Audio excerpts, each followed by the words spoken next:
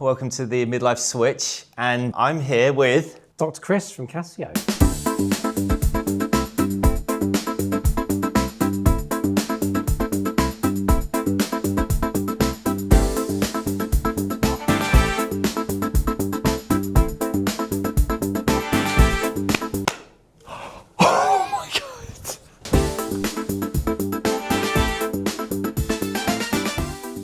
I've been using Casio for literally all my life. Yeah, it's actually a privilege to work for Casio because it is a big brand name, you know. And I remember when I was a kid, you had a little watch with a calculator on it and that sort of thing. Oh my God, yeah. And, you remember those? Yeah. Yeah. Well, we still do them actually because they're very successful. I'm turning into a kid today. So my dad was a musician and he used to have a Casio keyboard. He bought it before I was born. So we're going back, 1979, 1980. I mean, he's still got his keyboard. So same one? Yeah, same one. So it's 45 years old now? 45 years old, still works. Still works. Look at these bad boys. Look at these. Classic Casio. So these are all at least 30 years old. In fact, this one's probably more like 40 years old, if not a little bit more. Back then, of course, it was the very first time you could actually have portable electronic instruments. Just remember having this when I was younger. Casio history. So we're going to start off with the past. The past. Yeah. Well, there's a couple of things actually. So I find music to be something which gives you an awful lot in life, but because it's a way of expressing yourself, sometimes it's very easy to think, oh, I can't play that, or I can't perform like that because I'm not good enough. So going back to when I was a teenager, early 20s, and like when you're in your 20s, you obviously, you know, you might go to music college, or you might be, that's your time when you're the most creative, and you look at other people and you see what they're doing, and it's so easy to think, oh, they're better than me, so I won't do what I do. And the thing with these days now, of course, you can, you know, like Instagram, you're flicking through, and you know, as a pianist, what do you see on your feed? But like loads of other pianists, and you know, like tearing it up on the keyboard and that sort of thing. The Ronaldos. Yeah, absolutely. Keyboard playing. And you think, oh, I'm just going to give up. I can never do that. Comparing yourself to other people, it's pointless. It is pointless because you can never emulate somebody else perfectly. So why bother? Obviously, try and develop your skills as much as you can. Talk about music, share music, connect with other musicians. But just because you're connecting, it doesn't mean you have to feel like inferior. And that's one of the things that really did, I think, for me, held me back a lot. Playing out scenarios before it happened. And I was actually doing something yesterday at a venue, and I played it before, it had gone all right, but still in my mind, I was like, oh yeah, it's not going to go well. So yesterday I was sharing it with someone else, another performer. We were doing a sort of duet concert, and I was like, they're going to be better than me. They're older than me. Wait, you were thinking that? Oh yeah, like weeks before. Preemptive failure, I had already in my mind gone, it's not going to go well. That would be one thing I would say to my past self. Don't play stuff out in your head. Come on, people, what are we doing? We want ideas, we want to put it on paper. Then we need the key. We need the keys. You get it? Oh, nice one. Thank you so much. That's right. So, people, what are we doing? Man, I feel like a boss. I feel so good. However you imagine something to happen, the one thing you can be guaranteed is it will never happen in the way you think. Every single time, it never went the way I thought, and I convinced myself. I learnt that. That was my switch up, I think. This is why I have my word is plantaneous, where you plan something and be spontaneous with it. Yeah. Like here today, I come here and I don't plan too much. Yeah. I know how to do it technically. Yeah. But you just got to let it flow. Absolutely right. And Absolutely I never right. have that thing. Like when I used to be an actor, and it was just like, I was always worrying about learning lines and doing these things. And it's like, you can't really act if you're too busy with the lines. You, in your mind, you fashion a way of how you're going to do it on the day. Yeah. At least I do with the instrument. You're like, oh yeah, I'm going to play like this, and then this is going to happen. And The hair. it's so restrictive because if you go in, it's almost like you're pre-programming yourself. Doing it taught me that you need to sort of open up and be receptive to what's going on right now. When I became confident in myself and I was happy with myself and what I'm kind of almost like selling, but not selling, but just pushing out there, the more confident I got, the other people would accept it more. So you could go in there thinking, oh, this piece of music might not resonate with people. But then if you're that confident, you go in there, you play it, it doesn't matter what piece of music, because everyone's just going to be like, wow, that is awesome. You hope so. Well, you hope so. No, you say, it's not a hope so, it's like, I know so. I know I'm going into that situation and I'm going to kill it. If I'm giving off that energy to them. You know, like being a performer, you get so much anxiety about so many different things. You know, from like, am I going to forget what I'm playing halfway through? Are they going to appreciate what I'm playing? I think if you're enjoying something genuinely, the energy you get from doing it is infectious. So people see you enjoy it. That's the word. You convince people that you want to be there because they can see you enjoying it. Definitely that thing where other people are just feeding off you and they can see it. And that's why some of the best performers in the world do what they do. Because they go on stage, you were like, wow, Bruno Mars just lit it up. Yeah. Because he's dancing, he's getting you involved, he's that. But if he came out, I was like, oh, you're right. Yeah. Absolutely. There are. This is like a jazz club. But there's been a couple of times when I've actually, and it's not a great thing to see, but where you've got people that are going through a really hard time, and that comes out. It might be not the fact they give a bad performance, you know, musically it's all there, it sounds great, but you can hear in the way they play. Are you saying that in a negative way? Because some people I hear is that is a positive way, is you can really feel the emotion, like an actor, like performing. You said that it's totally true, they're alike. Well, for me at least, there's such a connection with creating music and what's really inside there.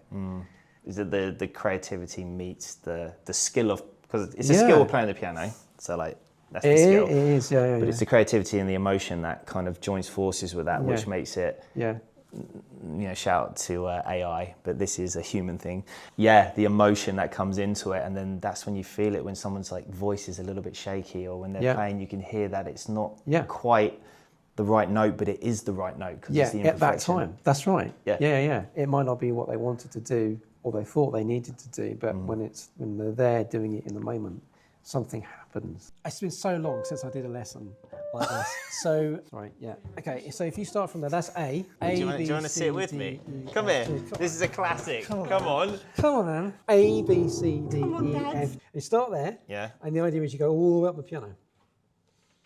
All the way up the piano, okay? Is this A? Yeah, so go A, B, C, D, E, F, G. A, B, C, D, E, F, G. Can you beatbox? Oh man, that's bass. I'm switching it up. We're doing it differently. We're switching it up.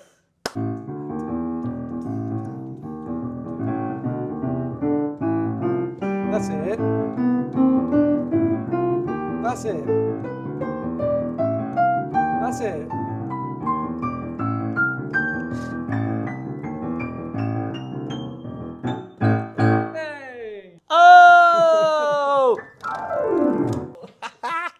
Even that just made me feel cooler. Look at the jazz hands. So a lot of people think when they're learning a piece of music or they're learning an instrument, you know, you sit down. When you start off, you know, very, very basic, here's the first note. You know, lesson 2, well, here's 2 notes. You know, lesson 3, it's 3 notes. I see it in a lot of my students. They're like, you know, when am I going to be able to play what I hear, or when am I going to play something? And you have to explain to them very, you know, quite carefully.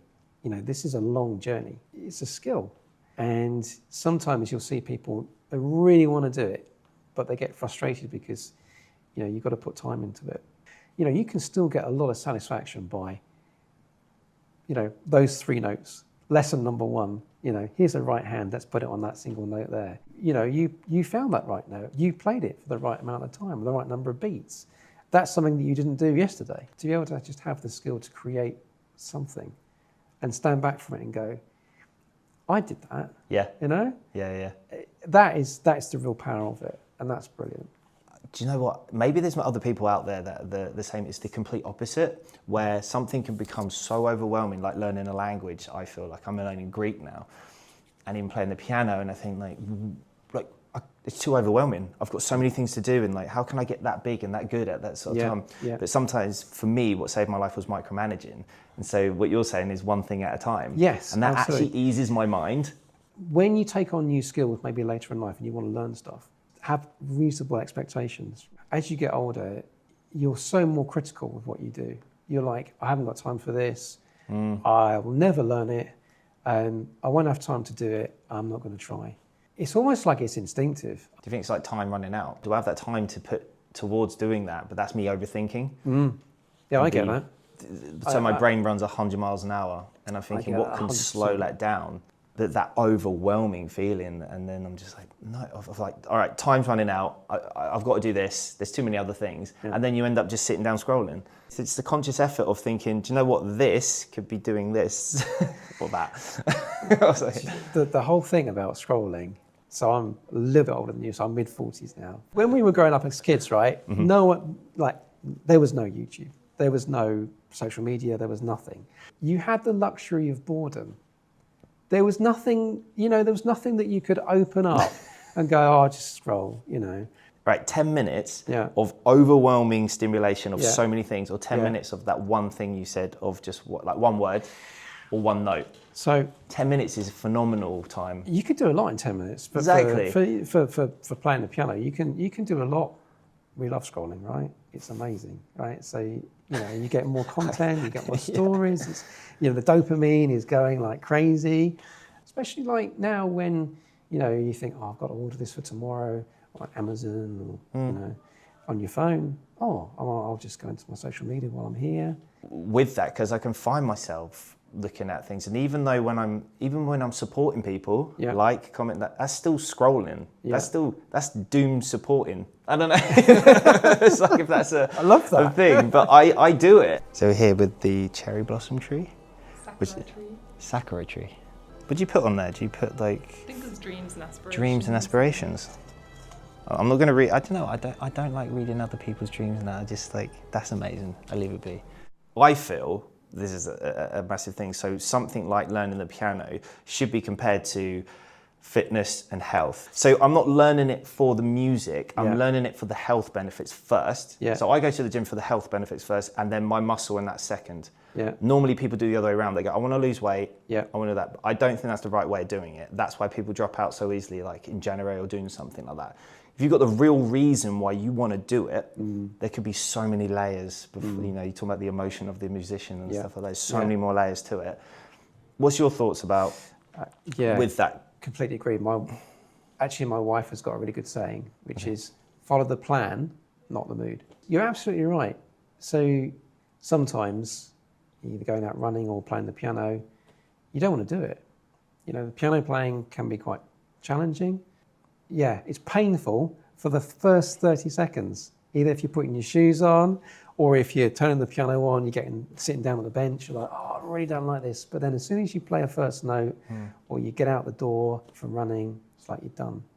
And the great thing about like a physical activity as well is you're out there, right? If you start, you've got to go out. You can't, or you're halfway from home. You've got to run back. Yeah. Same thing with playing the piano. If you start something, you've now got to finish it. And it's the getting started, it's the reasons why you're doing it, sort of thing. So I take cold plunges or something, but I'm trying to, compare this to playing the piano. I feel is that I know the outcome, and you're going in going, oh my God, here we go, it's coming.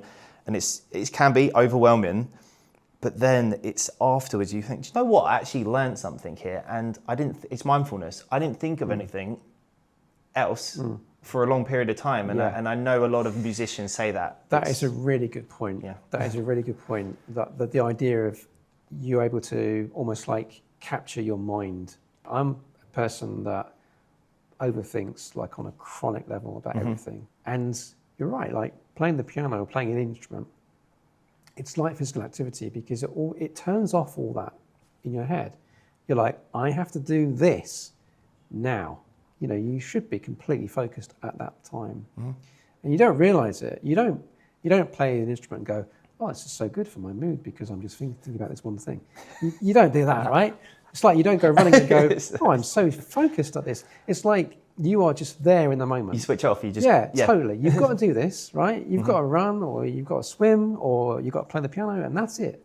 That's all you're going to do, and that's brilliant.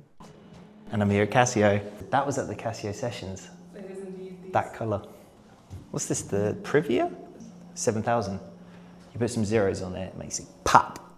And that's part of the reason why I'm here, because I love influencing people to do something different, and it's almost like another, I think, an amazing thing for kids to do, any age, adult, to try something different. It's the catalyst for more, and to start your day off. So I feel, my cousin writes poetry in the morning. He says that's like his cold dip. This could be someone's cold dip. And I kind of, there we go, Casio cold dips. Casio cold dip, yeah. That's awesome. We're going to steal that. We do Casio cold dips and then have me playing in the middle of the sea. Do you think, because I'm talking about the actual physical kind of playing it, do you think you could learn the piano without it making a sound? Oh, that's a good question. It's like movement or... Okay, so historically, right, we do know, right, you've heard of a composer called Mozart. The thing was, because back then it was like travel was really long, took forever to get anywhere, of course. So we had these little dummy keyboards. Of course, there was no way of making sound back then. They didn't have the technology. So we do know that he used to practice on these dummy keyboards. So what you're saying isn't that far off that. Could you learn it without making a sound? And then kind of introduce the sound gradually, so you're getting your... Do you know what? That's really interesting. It probably could. I don't think anyone's tried it. I can't remember who it was, but there's a famous story of a concert pianist who lived in the States and flew over to Europe for a performance, and he didn't have time to learn the piece of music before he went. He essentially had the music, and in the course of 6 hours, whatever the flight took, he'd actually looked at the music and he'd learnt it. But could you learn it without making a sound? You can. Is it the easiest thing to do? Definitely not. No. No. You could. You could. But I think it's just getting, for a beginner, like, you need to have like the connection between the sound and the key. I've seen this chat. I have to go on it. Yeah, I'm like trying to sit on it like this. I don't know. That's not working. What, so... But then I feel like I'm going to roll forward. That's my New Year's kind of switch up that I wanted to do, was better posture. How do you feel when you play a piece of music, when you're playing piano, how that affects your mental health or your mental well-being in that space and time? I mean, you'd expect me to say, oh, it's great for your mental health. Everyone should play an instrument. And cut. Yeah, playing the piano, we talked about how it really gives you like in the moment focus. It isolates everything else in your head. That is so fantastic. Because like meditation is I think really, really valuable, but you really have to work at that as a skill. With the piano, it's different. It's like you are interacting with something, and that interaction makes everything else just pause for a minute. Also, seeing personal growth. Maybe 4 or 5 years ago, I wanted to learn this piece of music, and now I can play it. I've put the work in, and there's an achievement. I can see something that I did. Sometimes it gets really dark, and you're like, do I really want to do this anymore? Do you know what? Generally, even if someone said to me, right, as of tomorrow, you're never going to play in front of anybody else ever again. How do you feel? I'd be like, I'm still going to play the piano, just for me. I guess it's like anything, if you're an artist, someone says to you, you never draw a picture again, And this is where we go back to being an adult, being older. It's so easy to go, oh, well, I'd like to learn to paint, but I'm never going to have a picture on a gallery wall anywhere. What's the point? Well, that's actually a really extreme view to have. You know, yes, someone might be lucky enough to put their picture on a gallery wall. Could be you. You don't know. The fact that you're telling yourself you're not going to do it is the biggest problem of all, really. You saying that is so just like, do you want to be an actor for an actor, or you want to play music? Yeah. Do you want the fame, or do you want to do it because it's your passion? Yeah. And that goes back to the whole, why are you going to the gym? Why are you starting to play? It's the health benefits first, those kind of things. So I want to do it because I love doing it. Yeah. It actually benefits me because it takes me away. The picture on the wall, that's the fame part, or that's the world should know that I can play. You're just proving. I stopped proving stuff in my life, so I don't need to prove anything else. It's like, you see what you see is what you get, kind of thing. And it's like, you see my work. If you want me to come play, I'll come play. All right, I think it's my turn to try the Casio Selviano. There's weighted keys. This is really nice. Is there some like Casio app or something I can use to help? We do have a Casio Music Academy app. Ah. It'd be really interesting, actually, people that are very successful. Do they do it because they want a success? I don't think it is. I think it's because they really genuinely care about the whatever it is. I don't think they went, do you know what? I want to be really good and I want to be really famous, and that's the reason why they became successful. I don't think you can. Because then that's the job. That's the job compared to you doing it. Yeah, I think you've got to feel it within yourself. Yeah. And whatever happens, happens. And I think that's really needs to be taught to kids a lot, because there's so many distractions. I've noticed it myself. Yeah. With social media, with all these things, that my brain is frazzled. Yes. And I've never had it before, but now I do. Is that when I burn out, when I do too much, or if there's too much overwhelming stuff, I start getting twitchy. Yeah. And it's like, oh, like I can't. Like, Yeah. And I've seen a lot of people actually have that same negative effect on them. Yeah. With everything going on. Yeah. And I just feel like if I just sat down, or people will sit down and play, would it help depression? Or could it help just even it's the micromanaging, the small wins in life, and the little things that have that. The times that I went through a year of just feeling absolutely horrible. If I had a piano in there, do you think that would have? Aside from the fact that I've got no medical qualification whatsoever. At Casio, we do occasionally little studies on where people need support with their mental health. One of the things we did recently was actually putting keyboards into care homes for people living with dementia. People living with dementia who perhaps haven't spoken for years or don't speak very much at all. All of a sudden, they'd hear some music being played and they'd start singing. I can't quite remember what the stats are, but I think I'm right in saying that playing a musical instrument later in life can cut your risk of dementia, developing dementia, by a third. Really? There are some studies that say playing a musical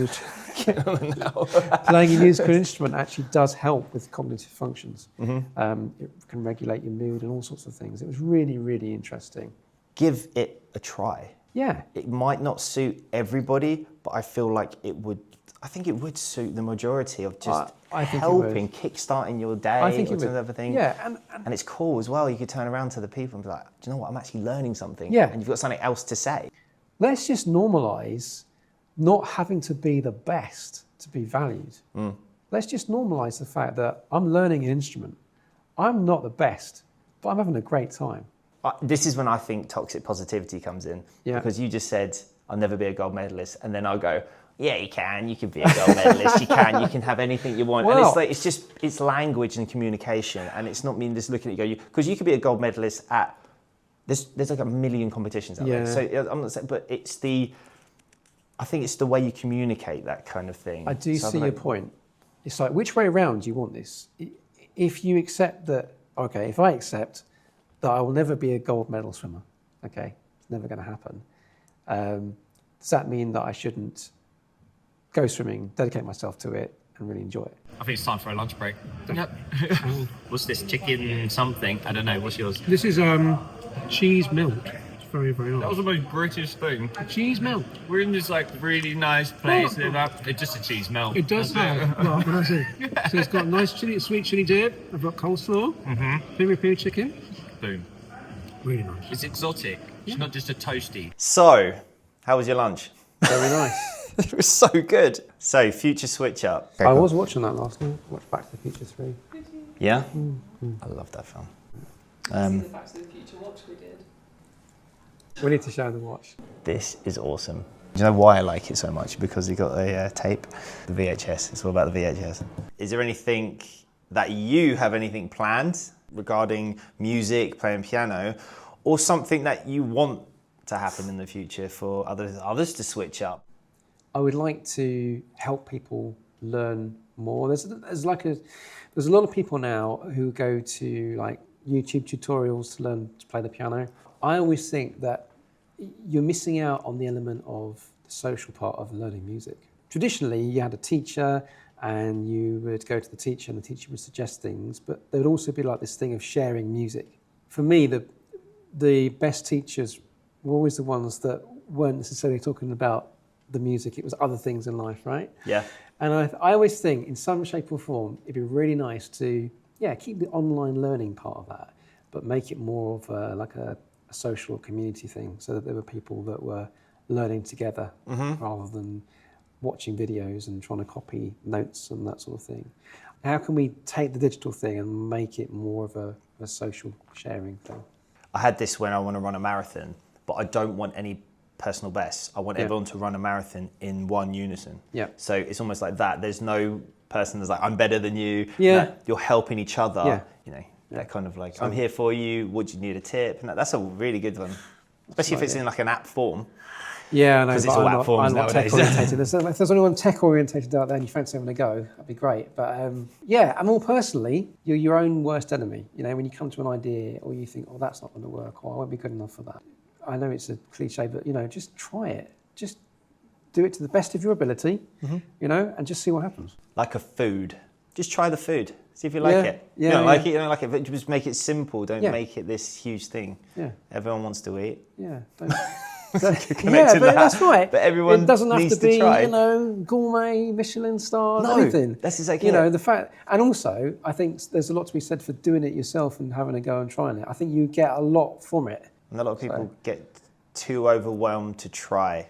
Yeah. So we're gonna do it anyway. You're gonna do it anyway. Do it Don't think anyway. just. Well, that's my. I got it from Maverick, the Top Gun film. Yeah, and he yeah. goes, "Don't think, just do." Just do, yeah. The plantaneous thing. It's just like, okay, I know what I want to do. Yep. Don't think about it. Just do it.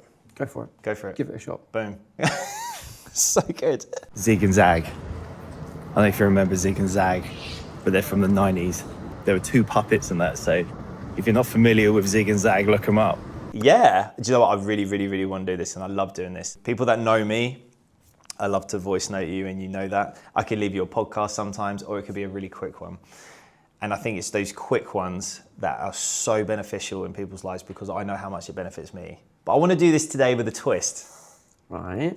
So I normally want someone to send, hey, how's it going? You know, you're awesome. And just, you're bigging each other up, but it's in a nice way. And it's lovely because some people need that. And you can hear the tone of your voice. Yeah. This is the main thing. You can hear the tone of the voice, the way it's said, not just in writing. Yeah. I want you to find someone in your DMs or in your WhatsApp that you haven't contacted in a while, or someone that you feel like, do you know what, would really benefit from Okay.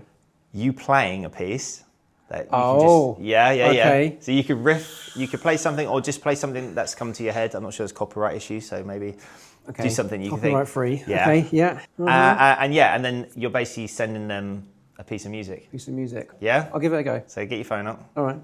Right. Okay, Okay. we have the phone. We have the phone. So I've decided Yep. I am going to send a message to my eldest son. Amazing. Called Ethan. Hello, Ethan. Hey, Ethan. Switch it up. He is 14 in literally a month's time. I can remember being 14. I know it was a long time ago, but I can remember. And life feels like, well, there's so much coming at you at once, isn't there? Mm-hmm. And I just want to say, yeah, Dad's here You're good. in music. Sorry, bit, No, man, that is awesome. but yeah, we'll do it that way. Seriously, man. I'm getting... I'm getting it as well because... I will go and play something now before that it gets too is- deep. But yeah. Hello, Ethan, by the way. This is your song. It's ETHAN. I'll explain later. Love you.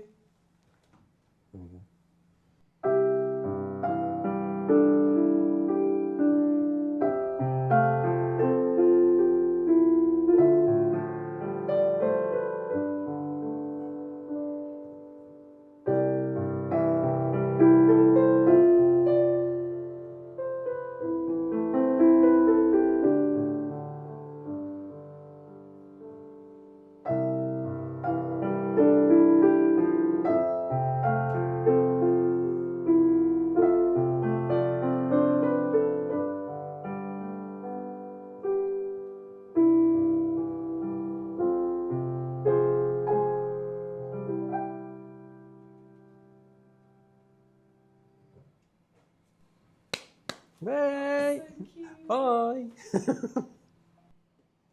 He's going to not, we will now have no idea what that is. That was awesome. Thank you very much. Genuinely, that was awesome.